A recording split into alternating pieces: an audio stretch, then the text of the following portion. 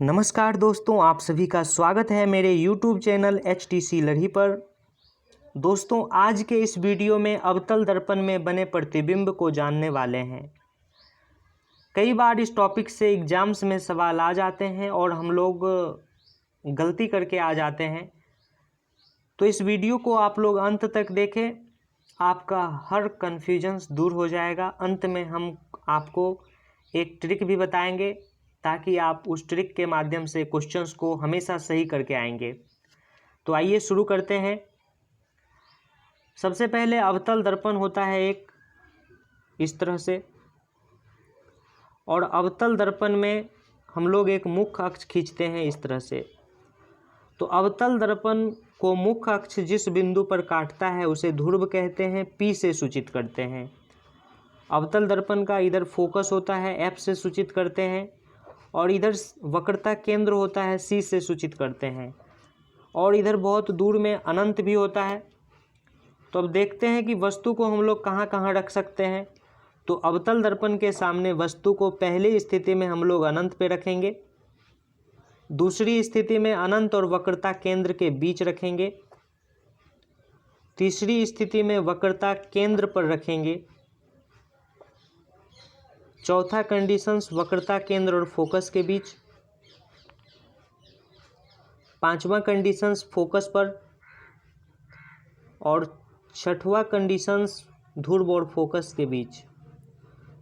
तो दोस्तों, आज के इस वीडियो में इसी 6 कंडीशंस के बारे में डिटेल्स में जानने वाले हैं।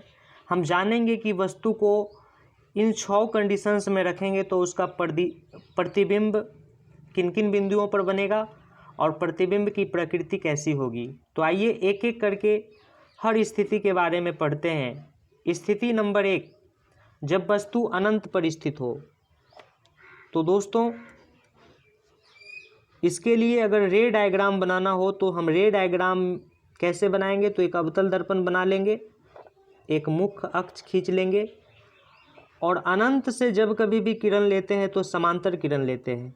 तो 2 किरण लेंगे समांतर किरण, एक को फोकस से ले जाएंगे, दूसरे को वक्रता केंद्र से। तो फोकस से जाने वाली किरण परावर्तन के बाद मुख्य अक्ष के समांतर हो जाएगी, और वक्रता केंद्र की दिशा में आने वाली किरण परावर्तन के बाद उसी पथ से वापस लौट जाएगी। तो आप देख सकते हैं ये जो प्रतिबिंब बनेगा ये फोकस पर बनेगा। तो इस तरह से आप बताएंगे कि जब वस्तु को अनंत पर रखते हैं तो प्रतिबिंब फोकस पर बनता है, वास्तविक उल्टा बहुत छोटा प्रतिबिंब होता है।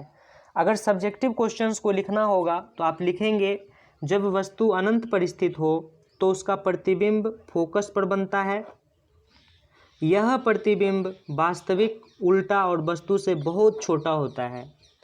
दोस्तों, यदि आप के एग्जाम्स में सवाल आए और सब्जेक्टिव क्वेश्चंस के रूप में इस प्रश्न का उत्तर लिखना हो तो आप इतनी बात और ये रे डायग्राम बना देंगे तो आपको पूरा नंबर आ जाएगा। आइए दूसरे कंडीशंस की बात करते हैं। जब वस्तु अनंत और वक्रता केंद्र के बीच स्थित हो। एक अवतल दर्पण बनाएंगे रे डायग्राम के लिए, मुख्य अक्ष वस्तु को रख देंगे अनंत और वक्रता केंद्र के बीच।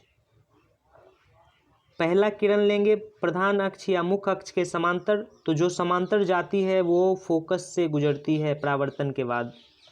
दूसरा लेंगे फोकस से किरण, तो फोकस की दिशा में जो किरण आपतित होती है परावर्तन के बाद मुख्य अक्ष के समांतर हो जाती है। तो आप देख सकते हैं इसका प्रतिबिंब बना वक्रता केंद्र और फोकस के बीच। तो आप बताएंगे कि प्रतिबिंब वक्रता केंद्र और फोकस के बीच बनता है, वास्तविक उल्टा और छोटा प्रतिबिंब होता है।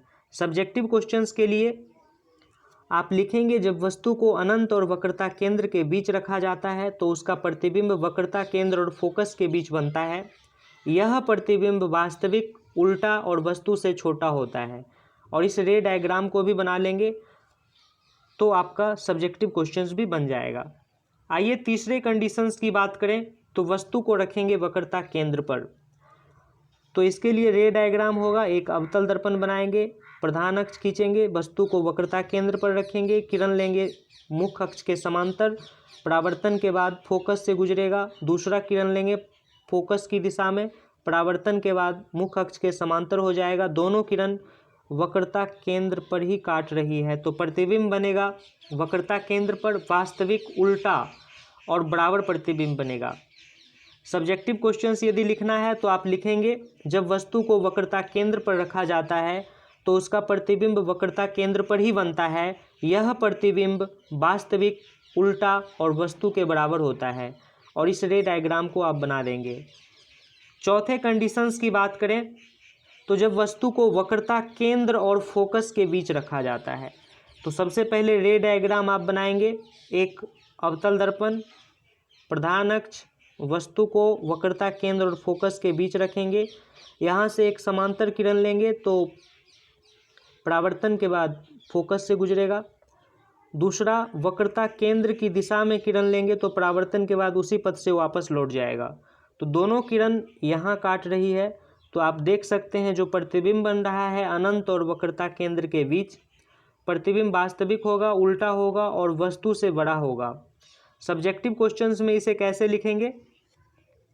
तो लिखेंगे कि जब वस्तु को वक्रता केंद्र और फोकस के बीच रखा जाता है तो इसका प्रतिबिंब वक्रता केंद्र और अनंत के बीच बनता है। यह प्रतिबिंब वास्तविक, उल्टा और वस्तु से बड़ा होता है, और ये रे डायग्राम भी आप बना देंगे। पांचवें कंडीशंस की बात करें तो वस्तु को फोकस पर रखा जाता है, तो रे डायग्राम इसके लिए अवतल दर्पण, मुख्य अक्ष, वस्तु को फोकस पे रखेंगे, एक किरण समांतर लेंगे प्रधान अक्ष के, परावर्तन के बाद फोकस से गुजरेगा। दूसरा किरण वक्रता केंद्र की दिशा में लेंगे, परावर्तन के बाद उसी पथ से वापस लौटेगा। तो दोस्तों ये किरण आपस में कहीं नहीं काटेगी, तो इसका प्रतिबिंब बनेगा अनंत पर, वास्तविक प्रतिबिंब होगा, उल्टा होगा और वस्तु से बहुत छोटा होगा। सब्जेक्टिव क्वेश्चंस के लिए लिखेंगे जब वस्तु को फोकस पर रखा जाता है तो प्रतिबिंब अनंत पर बनता है। यह प्रतिबिंब वास्तविक, उल्टा और वस्तु से बहुत बड़ा होता है। ये रे डायग्राम बनाएंगे। छठे कंडीशंस की बात करें तो छठा कंडीशंस है जब वस्तु को फोकस और ध्रुव के बीच रखा जाता है। तो दोस्तों जब वस्तु को फोकस और ध्रुव के बीच रखा जाता है तो इसके लिए रे डायग्राम बनाएंगे। अवतल दर्पण, प्रधान अक्ष, वस्तु को ध्रुव और फोकस के बीच रखेंगे, एक किरण समांतर लेंगे तो परावर्तन के बाद फोकस से जाएगा। दूसरा वक्रता केंद्र की दिशा में लेंगे तो उसी पथ से वापस लौट जाएगा। तो दोस्तों इधर तो कहीं मिलेगा नहीं, तो इसको पीछे की तरफ जब बढ़ाएंगे तो ये यहाँ पे मिलेगा।